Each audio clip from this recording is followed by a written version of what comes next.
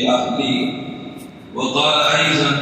إنكم من ترضون دينه وخلقه فزوجوه إلا تفعلوه تكن فتنة في الأرض وفساد عريض أو كما قال رسول الله صلی اللہ علیہ وسلم. علماء کرام، بزرگان دین، عزیز دوستو، اور اس بزم نکاح کے نوشے میاں حضرت مفتی صاحب، سب سے پہلے ہم اللہ رب العزت کا شکر بجا لائیں کہ اللہ تبارک و تعالی نے قرآن مقدس کی شکل میں آسمانی ہدایات پر مشتمل ہمیں دستور حیات اور منشور زندگی عطا فرمایا، اور اس پر بھی مستضاف اور اس سے بڑی نعمت یہ کہ قرآن مقدس پر عملی زندگی کی شکل اور صورت میں آقا نامدار محمد مصطفیٰ صلی اللہ علیہ وسلم کی سنت مبارکہ عطا فرمایا. الحمدللہ پوری دنیا کے اندر ہم امت مسلمہ ہی ایک ایسی امت ہیں جو فخر کے ساتھ یہ کہہ سکتے ہیں کہ الحمدللہ ہمارے پاس جو دستور کی ہدایت ہے، دستور حیات ہے، یہ اللہ رب العزت کی آسمان سے نازل کردہ تعلیمات ہیں، اور تعلیمات ہونے کے ساتھ ساتھ محفوظ بھی ہے، اور محفوظ ہونے کے ساتھ ساتھ کہ آسمانی تعلیمات پر عمل کیسے کیا جا سکتا. آقا نامدار حضرت محمد مصطفیٰ صلی اللہ علیہ وسلم کی عملی اور کریکٹری زندگی بھی ہمارے پاس اسوہ، آئیڈیل اور نمونہ. دنیا کے اندر امت مسلمہ کے سوا کوئی ایسی قوم آج نہیں ہے کہ جس کے پاس آسمانی ہدایت وہ دی گئی تھی محفوظ نہیں رکھتا، لیکن امت محمدیہ کو جو آسمانی ہدایات دی گئی الحمدللہ وہ محفوظ بھی ہے اور عملی شکل میں بھی موجود ہے. اللہ کے رسول صلی اللہ علیہ وسلم نے زندگی کے ایک ایک شعبے، ایک ایک فیلڈ سے متعلق عمل کر کے بتلایا تاکہ آپ صلی اللہ علیہ وسلم کی امت کو اس قرآنی تعلیم پر نبی کریم صلی اللہ علیہ وسلم کی عملی زندگی کی شکل میں عمل کرنا آسان ہو، اور کوئی یہ نہ کہہ سکے کہ اس منشور زندگی اور اس دستور حیات پر عمل کرنا مشکل ہے، کیسے عمل کر سکتے. اللہ کے رسول صلی اللہ علیہ وسلم نے خود ان تعلیمات سماویہ کو اپنی زندگی کے اندر اپنایا، عملی اور پریکٹیکلی طور پہ کر کے بتلایا، اور کہا کہ تم بھی اسی طرح سے کرو. من جملہ ان تعلیمات میں سے آپ سے کی ایک تعلیم کہ ایک آدمی نکاح کر کے اپنی بیوی کے ساتھ معاشرتی زندگی کیسے گزارے، اسے اللہ کے رسول صلی اللہ علیہ وسلم نے نہ صرف یہ کہ قولاً بتلایا بلکہ عملاً و فعلاً کر کے بھی بتلایا. کہ چنانچہ اللہ کے رسول صلی اللہ علیہ وسلم فرماتے ہیں کہ او میری امت، کہ تم میں سب سے بہتر ہو کہ جو اپنی بیوی کے ساتھ حسن سلوک کرے، اور فرمایا کہ میں تم سب میں اپنی بیویوں کے ساتھ سب سے اچھا حسن سلوک کرنے والا ہوں. تو یہ بات کہنا تو آسان، جیسے میں کہہ رہا ہوں کہ سب میں اچھا ہو کہ جو اپنی بیوی کے ساتھ سب سے اچھا سلوک کرے، لیکن میری بات اور میرے عمل میں اگر تضاد ہو تو میری بات اثر انداز نہیں ہوتی ہے. تو اللہ کے رسول صلی اللہ علیہ وسلم نے جہاں یہ کہا کہ خیرکم لأہلہ، کہ تم میں سب سے اچھا وہ کہ جو اپنی بیوی کے ساتھ سب سے اچھا سلوک کرے، سوال یہ پیدا ہوا کہ آپ قائل ہیں، آپ مرشد ہیں، آپ تعلیم دے رہے ہیں، آپ نے خود آپ اپنی بیویوں کے ساتھ اور ازواج کے ساتھ کیسا سلوک کیا؟ تو اللہ کے رسول صلی اللہ علیہ وسلم نے اس کے جواب میں کہا وَأَنَا خَيْرُكُمْ لِأَهْلِي، کہ میں نے تم سب میں سب سے اچھا سلوک اپنی بیویوں کے ساتھ کر کے بتلایا. کہ میری یہ صرف بات اور میری یہ صرف اسپیچ نہیں ہے، بلکہ میری یہ تعلیم اس طرح سے قولی ہے اسی طرح سے عملی بھی ہے. میں نے خود اس کو اپنی زندگی کے اندر کرتا اور تب جا کر کے میں تم کو کہہ رہا ہوں. بلکہ قربان جائیں آقا نامدار محمد مصطفیٰ صلی اللہ علیہ وسلم کی پاکیزہ زندگی پر، اللہ کے رسول صلی اللہ علیہ وسلم نے ایک نہیں دو نہیں آپ نے 11 نکاح کیے اور ان 11 نکاح میں سے 9 بیویاں بیک وقت آپ کے نکاح میں تھی، 2 کا انتقال ہو گیا تھا، ایک حضرت خدیجہ الکبریٰ رضی اللہ تعالیٰ عنہا کا اور دوسرے حضرت زینب بنت خزیمہ کا۔ ان دونوں ازواج مطہرات کا نبی کریم صلی اللہ علیہ وسلم کی زندگی میں انتقال ہو گیا تھا، اور جب اللہ کے رسول اس دنیا سے آپ نے رخت سفر باندھا تو روایات میں آیا تو بیزا عن 90 نسوۃ کہ اللہ کے رسول کی جب وفات ہوئی تو آپ کے نکاح میں 9 ازواج مطہرات تھی۔ بیک وقت 9 ازواج مطہرات کے ساتھ پھر سے میں کہہ رہا ہوں کہ قربان جائے نبی کریم صلی اللہ علیہ وسلم کی پاکیزہ زندگی پر کہ بیک وقت 9 ازواج مطہرات کے ساتھ ایسی پاکیزہ ایسی خوبصورت زندگی گزار کر کے بتلائی کہ مخالفین میں سے بھی کسی کی آج تک یہ مجال نہیں ہو پائی کہ وہ یہ کہہ سکے کہ محمد نے اپنی فلاں بیوی کے ساتھ صحیح زندگی نہیں گزاری، یا فلاں ایک موقع کے اوپر محمد نے اپنی بیوی کے ساتھ یہ غلط رویہ کیا۔ ایسی پاکیزہ زندگی اللہ کے رسول نے اور کیسی خوبیوں پر مشتمل زندگی اللہ کے رسول نے اپنی ازواج مطہرات کے ساتھ گزاری، تب جا کر کے نبی کریم صلی اللہ علیہ وسلم ہمارے لیے اسوہ بنے، آئیڈیل بنے، اور یہی مطالبہ نبی کریم صلی اللہ علیہ وسلم ہم سے کرتے ہیں۔ اور ہم میں سے اکثر تو یہی ہوتا ہے کہ اس کے نکاح کے اندر ایک بیوی ہوتی ہے، لیکن یہ کہ جیسے یہ مجمع تو چھوڑو، پورے انڈیا کے اندر بلکہ پوری دنیا کے اندر جب ریسرچ کیا جائے، سروے کیا جائے اور پوچھا جائے کہ جو ہے تو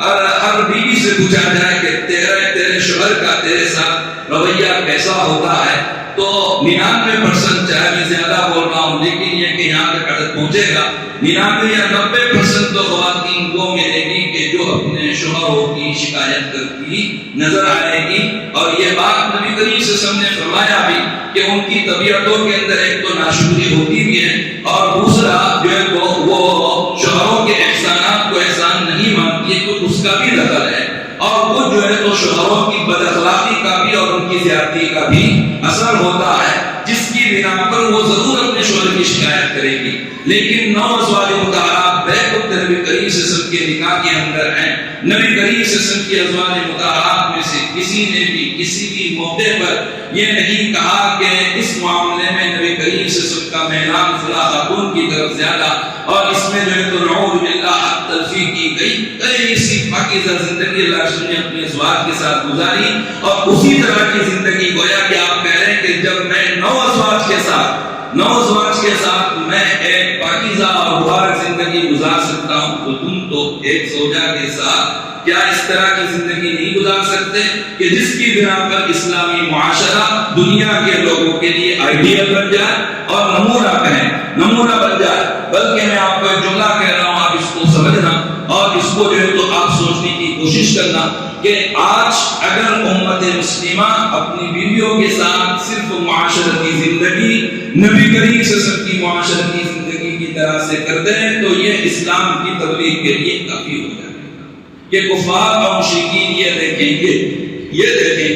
کہ ہاں یہ ہوتا ہے اسلام، یہ ہوتی ہے انسانیت، اور یہ ہوتا ہے شوہر کا شوہر ہونا کہ کس طرح سے وہ اپنی بیوی کے ساتھ زندگی گزارتا ہے، جس کے نتیجے میں جو ارتداد کی کچھ فضا پھیلی ہوئی ہے یہ سب بھی جو ہے تو ختم ہو جائے گی۔ کیوں؟ اس لیے کہ جب اس کو اپنے شوہر کی طرف سے حقوق ملیں گے، شوہر کی طرف سے وہ محبتیں ملیں گی کہ جن محبتوں کے دینے کا اسلام نے مطالبہ کیا، تو پھر کیا وجہ ہے کہ اس کا میدان جو ہے تو کسی اور کی طرف ہو جائے گا۔ اس لیے ہمیں سب سے پہلے اس حقیقت کو پیش نظر رکھنے کی ضرورت ہے کہ اللہ رب العزت نے اس دنیا کے اندر 2 صنف کو بنایا، ایک صنف رجال بنایا، دوسرا صنف نساء بنایا۔ صنف رجال بنا کر کے اللہ نے ہم کو قوامیت اور فوقیت عطا فرمائی، اور ہمارے اندر ایک شجاعت اور قوت قصب عطا فرمائی۔ انہیں صنف نساء بنا کر کے ان کو صنف نازک بنایا، ان کو تحتیت عطا فرمائی، ان کو ماتحت اللہ رب العزت نے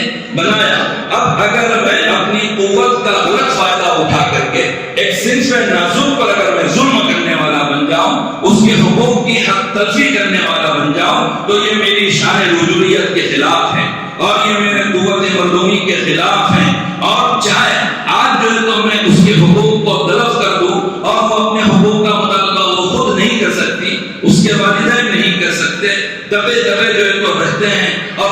کے بعد اب ان اللہ جب میں منہ دکھلاؤں گا اللہ رب العزت کو تو اللہ کے سامنے میں کیا بات جو ہے تو پیش کروں گا. اللہ رب العزت اس سے کہیں مواخذہ نہ کریں کہ صنف نازک کو ہم نے تیرے رشتے ازدواج میں تجھ سے منسلک کیا تھا, تو نے اپنی قدرت طاقت اور قوت کا غلط فائدہ اٹھا کر کے اس کے حقوق کو جو ہے تو نے سلب کر دیا, تو وہ اس وقت کیا جواب دے گا. حدیث شریف سے میں آپ کو ایک واقعہ بتلاؤں کہ ایک صحابی رسول صلی اللہ علیہ وسلم ہے ابو مسعود عقبہ بن عمر البدری الانصاری رضی اللہ تعالیٰ عنہ, وہ اپنے غلام کو جو تو مار رہے تھے. پیچھے سے ایک آواز جو ہے تو انہوں نے سنی کہ کوئی کہنے والا یہ کہہ رہا ہے کہ اعلم یا ابا مسعود اللہ اقدر علیک منک علی, یہ کہا کہ ابو مسعود اچھے سے سن لے کہ تجھے جتنا اس پر قدرت حاصل ہے اس سے کہیں زیادہ اللہ کو جو ہے تجھ پر قدرت حاصل ہے. اگر تو اپنی طاقت اور قوت کا غلط استعمال کرتے ہوئے اس شخص کے اوپر ظلم کرے گا تو یاد رکھ اللہ تبارک و تعالیٰ تجھ سے بھی زیادہ قادر اور تجھ سے بھی زیادہ قوت والا ہے. ابو مسعود کہتے ہیں کہ پیچھے مڑ کر کے دیکھا کہ یہ کون ہے کہنے والا, تو دیکھتے ہیں کہ اللہ کے رسول صلی اللہ علیہ وسلم ہے. اور جو اللہ کے رسول نے یہ جملہ کہا تو صحابہ تھے میرے اور آپ کی طریقے سے تو نہیں تھے نا. پورا قرآن بھی ہمارے سامنے آ جائے, احادیث بھی ہمارے سامنے آ جائے, ہمارے دل کے اندر جو سختی ہے جو ہے تو وہ پگھلنے کا نام نہیں لیتی. ایسے نہیں تھے صحابہ کرام, صرف مڑ کر کے دیکھا کہ یہ کہنے والا کون ہے, تو دیکھا کہ اللہ کے رسول صلی اللہ علیہ وسلم ہے. فرمایا کہ وہ غلام تھا جس پر وہ سختی کر رہے تھے, فرمایا ہوا حر لوجہ اللہ, کہ اللہ کے رسول میں نے اس کو اللہ کی رضا کے لیے آزاد کر دیا. اللہ کے رسول نے فرمایا کہ سن لے, اگر تو ایسا نہ کرتا لَلَفَحَتْكَ النَّارُ, تو تجھ کو جہنم کی آگ اپنی لپیٹ کے اندر لے دیتی. اسی واقعے سے یہ نکلا کہ اسی طرح سے اگر ایک شوہر وہ شوہر ہونے کے ناطے جبکہ اس کو بیوی کے اوپر قدرت اس کو حاصل ہوتی ہے اور پھر اگر وہ بیوی کے حقوق کی پامالی کرتا ہے جس کی وجہ سے گھر اجڑ جاتا ہے تو وَلَا يُصْلِحُ عَمَلَ الْمُفْسِدِينَ, اللہ رب العزت مفسدین کے کاموں کو بننے نہیں دیتا. چنانچہ بہت سارے لوگ وہ بسا اوقات ان کا بزنس بہت اچھا چل رہا ہوتا, ان کی جاب بہت اچھی چل رہی ہوتی, ان کا کاروبار جو ہے سب اچھے سے چل رہا ہوتا, لیکن اچانک سب ٹھپ ہوتا ہوا نظر آتا ہے. اب وہ پریشان ہوتے ہیں, کبھی جو ہے تو عاملوں کا چکر لگاتے ہیں, کبھی جو ہے تو دعائیں کرواتے ہیں, علماء سے کرواتے ہیں, فلاں سے کرواتے ہیں کہ بہت اچھا تھا, پتہ نہیں نظر لگ گئی, پتہ نہیں جو ہے تو کسی نے بندش کر دی, کسی نے کیا کیا کہ کسی نے کیا کیا, آپ دعا کر دے. لیکن جب جائزہ لیا جائے تو نظر آئے گا کہ وہ اپنے گھر کے اندر کسی کا حق پامال کرتا ہے, یا تو والدین کے حقوق کی پامالی کرتا ہے, یا یہ کہ بیوی کے حقوق کی پامالی کر رہا ہے, یا یہ کہ بچوں کے ساتھ صحیح سلوک نہیں کر رہا ہے, یا یہ کہ اپنے عیسیٰ غیبہ کے ساتھ صحیح سلوک نہیں کر رہا ہے, یا یہ کہ اپنے پڑوسیوں کے ساتھ صحیح سلوک نہیں کر رہا ہے. وہ ان سب کے لیے مفسد بنا ہوا ہے, ان سب کے لیے وہ درد سر بنا ہوا ہے, جس کی وجہ سے اللہ رب العزت جب یہ کہہ رہے وَلَا يُصْلِحُ عَمَلَ الْمُفْسِدِينَ, جو فاسد مزاج لوگ ہوتے ہیں, مفسد قسم کے لوگ ہوتے ہیں, اللہ ان کے کاموں کو بننے نہیں دیتے ہیں, ان کے کاموں کو جو ہے تو بگاڑتے چلے جاتے ہیں. پھر کتنا آپ تعویذات کرواؤ, کتنا جو ہے تو کچھ کرواؤ, جو ہے تو آپ پنپنے نہیں پائیں گے, آپ آگے بڑھنے نہیں پائیں گے. تو آپ سمجھو کہ حقوق کی پامالی کتنی خطرناک چیز ہوتی ہے, چاہے وہ والدین کا حق ہو, چاہے بیوی کا حق ہو, چاہے اولاد کا حق ہو, چاہے عیسیٰ غیبہ کا حق ہو, چاہے جو ہے تو پڑوسیوں کا حق ہو. اس لیے آدمی کو سب سے پہلے یہ کوشش کرنا چاہیے کہ وہ یہ معلوم کرے کہ میری زندگی میں میرے اوپر کس کے کیا کیا حق حقوق آتے ہیں, میرے اوپر کس کے کیا کیا حقوق آتے ہیں. والدین کے حقوق معلوم کریں, بیوی کے حقوق معلوم کریں, اولاد کے حقوق معلوم کریں, عیسیٰ غیبہ کے حقوق کو معلوم کریں, پڑوسیوں کے حقوق کو معلوم کریں, اپنے ورکروں کے حقوق کو معلوم کریں, برادران وطن کے حقوق کو معلوم کریں. پھر ان حقوق کو معلوم کر کے ان حقوق کا ادا کرنے والا بنے. میں آپ کو احادیث مبارکہ کی روشنی میں بہت اچھا ایک اصول بتلا رہا ہوں جس کا تعلق زوجین سے بھی ہے, والدین اولاد سے بھی ہے, اور اخوین یعنی بھائی بھائیوں سے بھی ہے, اور اسی طریقے سے پڑوسیوں سے بھی, سب سے اس کا تعلق ہے. اللہ کے رسول صلی اللہ علیہ وسلم جو ہے تو فرماتے ہیں, بڑا پیارا اصول بتلایا پرامن زندگی گزارنے کا, ادوا ما علیکم وصلوا اللہ ما لکم. آپ سے سب نے دو باتیں فرمائی, فرمایا کہ لوگوں تمہارے اوپر جو کسی کے حقوق واجبہ آتے ہیں ان حقوق واجبہ کو آگے بڑھ کر کے ادا کرو, اور جو دوسروں پر تمہارے حقوق آتے ہیں لیکن وہ دوسرے تمہارے حقوق کو سلب کر رہے ہیں, ضائع کر رہے ہیں, اس کے لیے نظامت کرو, احتجاج مت کرو، آندولن مت کرو، اس کے لیے آستینیں مت تانو، بلکہ اللہ کے سامنے ہاتھ پھیلاؤ، وصلی اللہ مالکم، کہ اللہ فلاں کے اوپر میرا حق آتا ہے، میں تو جو تو فلاں کا حق ادا کرتا ہوں، فلاں میرا حق ادا نہیں کرتا، تو اس کے دل کو نرم کر دے کہ القلوب بین اصبع الرحمن، دل تو اللہ رب العزت کے قبضہ قدرت کے اندر ہے، تو اس کے دل میں بات ڈال کے وہ میرے حق کو ادا کرنے والا بنے، اللہ اس کو توفیق دیں گے، وہ آگے بڑھ کر کے آپ کا حق ادا کرے گا۔ تو اس سے ایک چیز یہ نکلی، دو چیزیں ہوتی ہیں، ایک ہے ادائے حقوق اور دوسرا ہے مطالبہ حقوق۔ دنیا میں ساری دنیا میں اسی کا جھگڑا ہے، ادائے حقوق اور مطالبہ حقوق۔ اسلام اس طرف توجہ دلاتا ہے کہ ادائے حقوق پر زیادہ توجہ دے، مطالبہ حقوق پر زیادہ توجہ نہ دے، لیکن آج کی دنیا یہ تعلیم پڑھاتی ہے کہ مطالبہ حقوق کے لیے روڈوں پہ نکلو، سڑکوں پہ نکلو، احتجاج کرو، آندولن کرو، چاہے جو تو قانونی عدالتوں میں جاؤ یا ایک شرعی عدالتوں میں جاؤ، لیکن مطالبہ حقوق کرو۔ اب بات یہ ادائے حقوق کی، اس کی طرف کوئی توجہ نہیں دلاتا ہے، تو زوجین کو بھی آپ یہ پیش نظر رکھنا چاہیے، زوجین اگر پرامن زندگی گزارنا چاہتے ہیں، اس سے بڑا اصول کوئی نہیں ہے، وہ یہ کہ شوہر آگے بڑھ کر کے بیوی کے حقوق کے واجبات ادا کریں، اس پر نظر نہ رکھیں کہ بیوی میرے حقوق ادا کر رہی ہے یا ادا نہیں کر رہی ہے، میں تو جو ہے تو اپنی ذات کا ذمہ دار ہوں، اللہ رب العزت مجھ سے مواخذہ کریں گے۔ بیوی کو چاہیے کہ آگے بڑھ کر کے شوہر کے حقوق کے واجبات کو ادا کریں، یہ نہ دیکھیں کہ میرا شوہر میرا حق ادا کر رہا ہے یا نہیں کہ میرا حق ادا نہیں کرتا۔ اگر آپ سامنے والے کا حق اس صورت میں ادا کرتے ہیں جبکہ وہ ادا کر رہا ہے، تو یہ تو مکافات ہوا، کون سا کمال ہوا؟ کمال تو یہ ہوا کہ احسن الی من اساء الیک، جو آپ کے ساتھ غلط کرے آپ اس کے ساتھ بھلا کرو، جو آپ کے حقوق کو ضائع کرے آپ اس کے حقوق کو جو تو ادا کرو۔ والدین آپ کے حقوق کو ضائع کر رہے ہیں، آپ فرما بردار بچہ بن کے بتلاؤ۔ آپ جو ہے تو ایک باپ ہیں اور اولاد آپ کے حقوق کو ضائع کر رہی ہے، آپ جو ہے تو ایک اچھا باپ بن کر کے بتلاؤ۔ آپ جو ہے تو شوہر میں میری حقوق کو ضائع کر رہی ہے، آپ جو ہے تو آگے بڑھ کر کے حقوق کو ادا کرنے والے بنو اور ایک اچھا شوہر بن کر کے بتلاؤ۔ بیوی جو ہے تو بیوی یہ دیکھتی ہے کہ میرا شوہر جو ہے تو میرے حقوق کو ضائع کر رہا ہے، تو اس کو چاہیے کہ وہ آگے بڑھ کر کے شوہر کے حقوق کو ادا کرنے والی بنے اور اچھی بیوی کو بن کر کے بتلائے۔ اب میں اپنی بات کو سمیٹوں گا، اب یہ کہ میں آپ کو دو باتیں بتلانا چاہتا ہوں، وہ یہ کہ قرآن کریم نے کہا عاشروہن بالمعروف فإن کرہتموہن فعسى أن تکرہوا شیئا ویجعل اللہ فیہ خیرا کثیرا، جس میں یہ کہا کہ وہ لوگوں تم اپنی بیویوں کے ساتھ حسن سلوک کرو۔ اب سوال یہ پیدا ہوتا ہے کہ ٹھیک کریں گے، لیکن یہ کہ وہ طبیعت کے موافق نہ ملے، اس کا کھانا پکانا طبیعت کے موافق نہ ہو، اس کا رہن سہن طبیعت کے موافق نہ ہو، تو پھر کیا اس صورت میں بھی اس نے سلوک کرے؟ کہا کہ اس صورت میں بھی کرو، اس لیے کہ ہو سکتا ہے کہ تم کسی ایک چیز کو ناپسند کرو، اس کی رنگت کو ناپسند کرو، اس کے جو ہے تو کپڑے دھونے کو ناپسند کرو، اس کے کھانے پکانے کو ناپسند کرو، اس کے رہن سہن کو ناپسند کرو، لیکن وَيَجْعَلَ اللَّهُ فِيهِ خَيْرًا كَثِيرًا، ہو سکتا ہے کہ اللہ اسی میں خیر کثیر ڈال دیں کہ چاہے بیوی جو ہے تو پسند نہیں، لیکن بیوی سے اچھی اولاد اللہ رب العزت آپ کو عطا کرتے۔ کتنی پیاری بات جو تو بتلائی گئی تھی کہ ضروری نہیں ہے کہ ہر چیز من کے مطابق ملے، طبیعت کے مطابق ملے، لیکن آپ کو ایڈجسٹ کرنا پڑے گا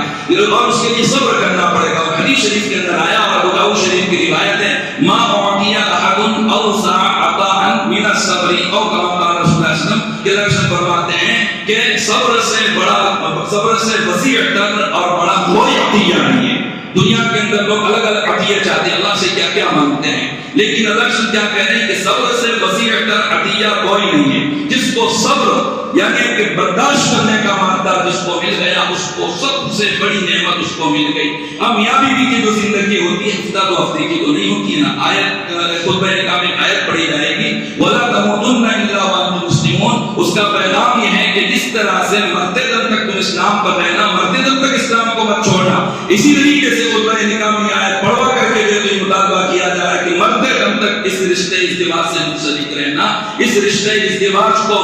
دھاگے کی کچی لڑی سمجھ کر کے، کچی ڈور سمجھ کر کے توڑ مت دینا۔ تو اب اس کے لیے ضروری ہے کہ مرد کے اندر بھی قوت تحمل ہو، عورت کے اندر بھی قوت تحمل ہو، ایڈجسٹ کرنے والے جو ہے تو بنے، اور جب تک ان کے اندر صبر کا مادہ پیدا نہیں ہوگا اس وقت تک ان کی معاشرتی زندگی آگے نہیں چلے گی۔ تو سب سے پہلے معاشرتی زندگی کے صحیح کرنے کے لیے آپ کو ایک کام تو یہی صبر سے کام لینا پڑے گا، ایڈجسٹ کرنا پڑے گا اور ادائے حقوق پر زیادہ توجہ دینی پڑے گی، چاہے شوہر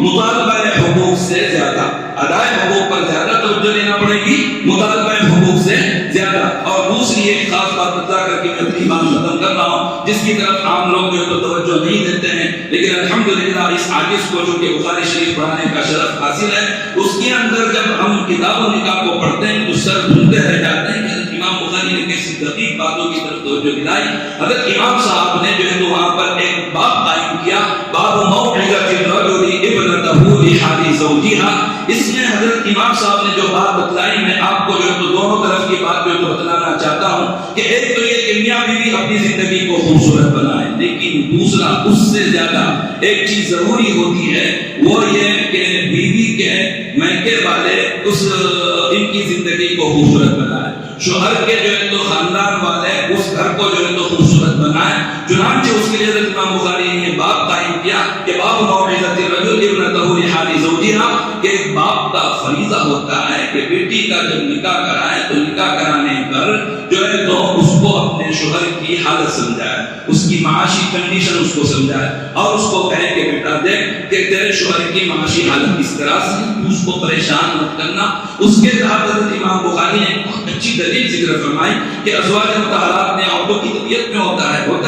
میری بھی طبیعت میں، آپ کی بھی طبیعت میں ہے کہ جیسے میں کسی ادارے میں پڑھا رہا ہوں اور اگر اس ادارے کے اندر پیسہ زیادہ ہے تو میں جو ہے تو اب کیا کہوں گا، ہم غربت بات کریں گے کہ یہاں تو آمدنی زیادہ ہوگی، تنخواہ کے اضافے کا مطالبہ کرنا چاہیے۔ ورکر جو ہے تو کسی فرم کمپنی فیکٹری میں کام کر رہے ہیں تو وہ کیا دیکھیں گے، سیٹ کی آمدنی تو زیادہ ہے، تنخواہ تو اتنی دے رہا ہے تو مطالبہ تو بڑھے گا کہ نہیں کہ تنخواہ جو ہے تو بڑھاؤ۔ ارے تنخواہیں جب اساتذہ کی بڑھتی ہے تو جو ہے تو دودھ والے بھی جو ہے تو پیسہ بڑھا دیتے ہیں کہ تمہاری تنخواہ بڑھی ہے تو ہمارے کو بھی ریٹ بڑھا۔ اسی طریقے سے ازواج مطہرات کا سال بھر کا جو ہے تو نفقہ دے دیا کرتے تھے، لیکن اللہ کے رسول کے لیے جب فتوحات کا دروازہ کھلا اور آپ کے دریائے جود و سخا سے پورا عالم جو ہے تو سیلاب ہو رہا تھا، تو ازواج مطہرات نے یہ دیکھا کہ جب تک تنگی تھی تب تک تو ٹھیک تھا، لیکن اب تو دریائے جود و سخا بہہ رہا ہے، پورا عالم سیلاب ہو رہا ہے، تو ہم لوگ کیوں تنگی کا شکار ہو۔ اللہ کے رسول صلی اللہ علیہ وسلم سے ازواج مطہرات نے بھی نفقے کی زیادتی کا مطالبہ کر دیا، لیکن نبی کریم صلی اللہ علیہ وسلم نے دیکھا کہ اس راستے سے دنیا آ رہی ہے، اب جو ہے تو اصلاح کرنا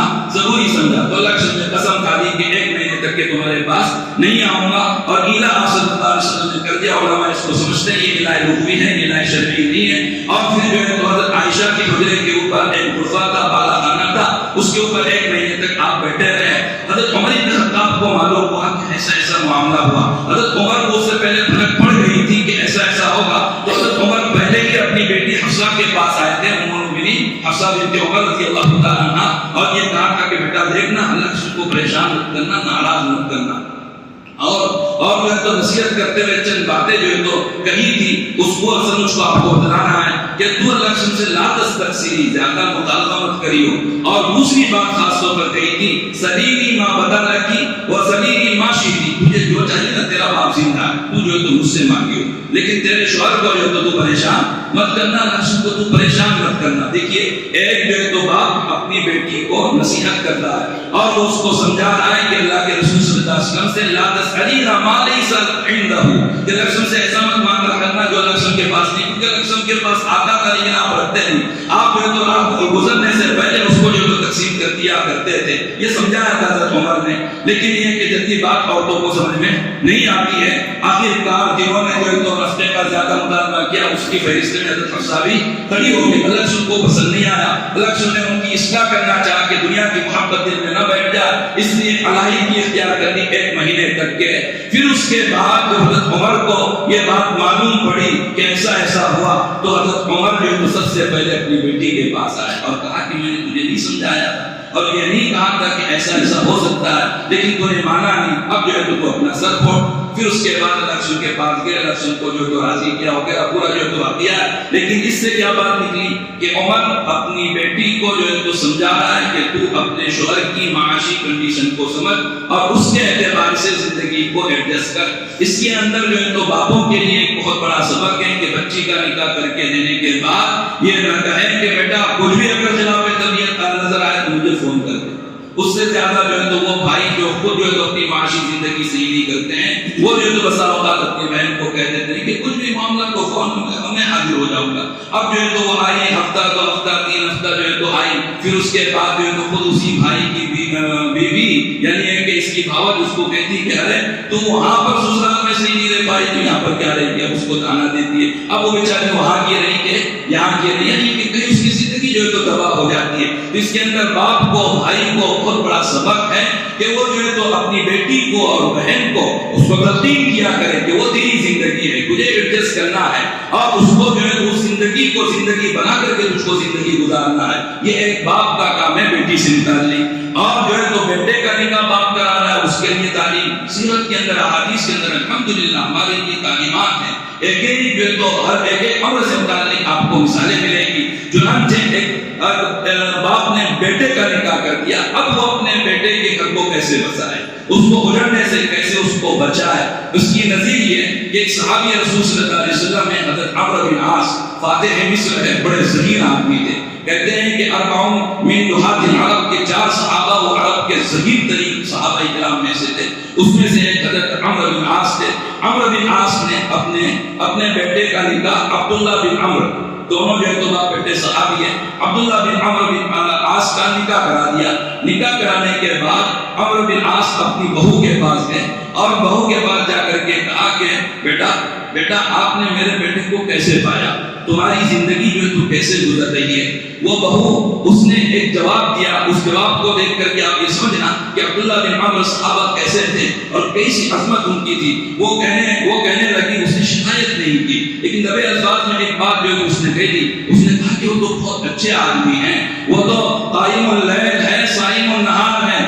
رات بھر جو ہے تو عبادت کے اندر مشغول رہتے ہیں. عبداللہ بن عمرو بن عاص آپ کو تعجب ہوگا ایک رات میں قرآن پڑھ لیا کرتے تھے.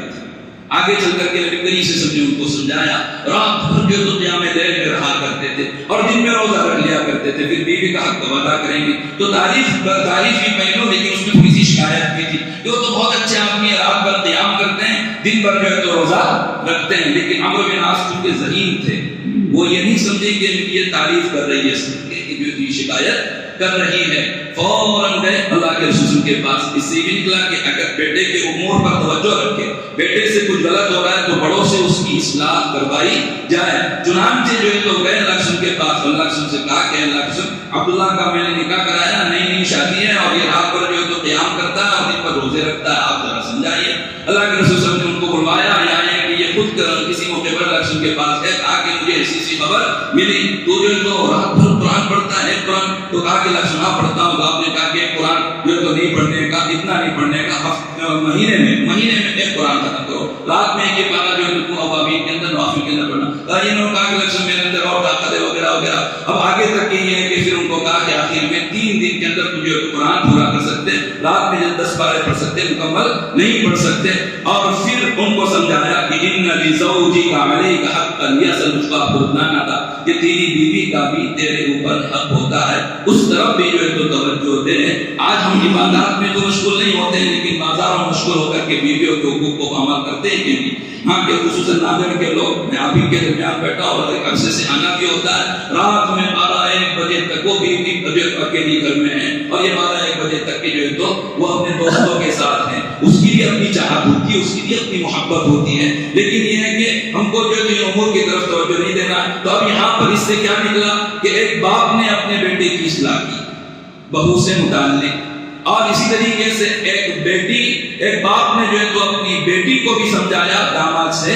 متعلق. تب جا کر کے گھر بنتے ہیں اور جو ہے تو گھر بستے ہیں. اور ابھی جو ہے تو ہمارے معاشرے کا ایک بڑا المیہ ہے کہ جو ہے تو اب معاشرتی زندگی اجڑتی چلی جا رہی ہے. بہت زیادہ پیشیوں کی جو ہے تو خبریں آ رہی ہیں. قضات حضرات وہ بھی جو ہے تو تھک چکے فیصلے کر کے. تو ہمیں چاہیے کہ ہم سب سے پہلے معاشرتی زندگی کو درست کریں. بہرحال یہ چند باتیں میں نے آپ کے سامنے کہی اور اخیر کے اندر میں اس نوشہریاں کو بھی، حضرت مفتی صاحب کو بھی، مفتی عمر ابن حافظ عبدالرشید صاحب کو بھی مبارکبادی پیش کرتا ہوں. اور اسی طرح سے جو دلہن کے والد صاحب ہیں شمس بھائی، اور اسی طریقے سے ان کے جو والد صاحب ہیں صلاح الدین صاحب مرحوم، ان کے پورے گھرانے کو جو ہے تمہیں مبارکبادی پیش کرتا ہوں، دعا کرتا ہوں کہ اللہ رب العزت اس نکاح کے ذریعے سے انہیں وہ خیر عطا فرمائے جس خیر کے لیے اللہ نے نکاح کرنے کا حکم دیا، اور جس خیر کے حصول کے لیے اللہ کے رسول صلی اللہ علیہ وسلم نے نکاح کیا اور نکاح کی تدبیر کی، نکاح کے تمام فوائد عطا کریں، تمام مقاصد عطا کریں۔ یہ چونکہ ہے ہی مولوی صاحب ان کو سب معلوم ہے، لیکن تب بھی میں جو ہے تو کچھ نیت کا استحضار کروا دیتا ہوں کہ نکاح آپ کر رہے ہیں تو سب سے پہلے کیونکہ حسن نیت سے فقہا یہ کہتے ہیں کہ حسن نیت سے مباحات بھی عبادات کے اندر تبدیل ہو جایا کرتی ہے، عادات بھی عبادات میں تبدیل ہو جایا کرتی ہے نیت کو شامل کرنے سے۔ تو نیت یہ کریں کہ میں اس نکاح کو کر رہا ہوں اللہ رب العزت کا حکم انجام دیتے ہوئے، حکم خداوندی ہے اس لیے اس نکاح کو انجام دے رہا ہوں، نبی کریم صلی اللہ علیہ وسلم تمام انبیاء کی سنت ہے اس لیے میں اس کو کر رہا ہوں، نکاح اس لیے کر رہا ہوں کہ تاکہ نکاح کرنے کے نتیجے میں مجھے اللہ رب العزت ذریت طیبہ عطا کرے۔ یہ بات بھی بطور خاص پیش نظر رہے کہ نکاح سے مقصود حصول ولد ہونا چاہیے کہ وَابْتَغُوا مَا كَتَبَ اللَّهُ لَكُمْ۔ آج یہ بھی جو ایک بڑا المیہ ہے، لوگ نکاح کرتے ہیں لیکن نکاح کے بعد اولاد حاصل نہیں کرتے ہیں، تو یہ بھی ایک بڑے ضرورت کی چیز ہے۔ قرآن نے کہا وَابْتَغُوا مَا كَتَبَ اللَّهُ لَكُمْ۔ حضرت امام بخاری نے باب طلب الولد عنوان بھی قائم کیا۔ اللہ کے رسول نے حضرت جابر بن عبداللہ کو جب انہوں نے نکاح کیا تھا تو کہا تھا کہ القیس یا جابر، القیس کی تفسیر اس کا ترجمہ تو کیا جاتا ہے عقل مندی سے، لیکن آپ نے کہا تھا کہ اے جابر عقل مندی سے کام لیں، یعنی ہے کہ عقل مندی یہ ہے کہ نکاح کر کے اولاد حاصل کرو، عقل مندی یہ نہیں ہے کہ نکاح کر کے اولاد حاصل نہ کرو اور عورت دھندے کر کے جو ہے تو اپنے جو اس پانی کو ضائع کریں، یہ عقل مندی نہیں ہے۔ اولاد حاصل کرنے والا تو نکاح سے مقصود ہے حصول اولاد، وہ میں انشاءاللہ کروں گا۔ نکاح سے مقصود ہے عفت پاک دامنی، واحسن الفرج، اس کو اختیار کروں گا۔ نکاح سے مقصود ہے غض البصر، غض بصر، انشاءاللہ میں اس پر عمل کروں گا۔ نکاح سے مقصود ہے امت محمدیہ کی کثرت، انشاءاللہ ان تمام فوائد کے حصول کے لیے میں نکاح کر رہا ہوں۔ اللہ رب العزت اس نکاح کے حقوق خیر برکت عطا فرمائے۔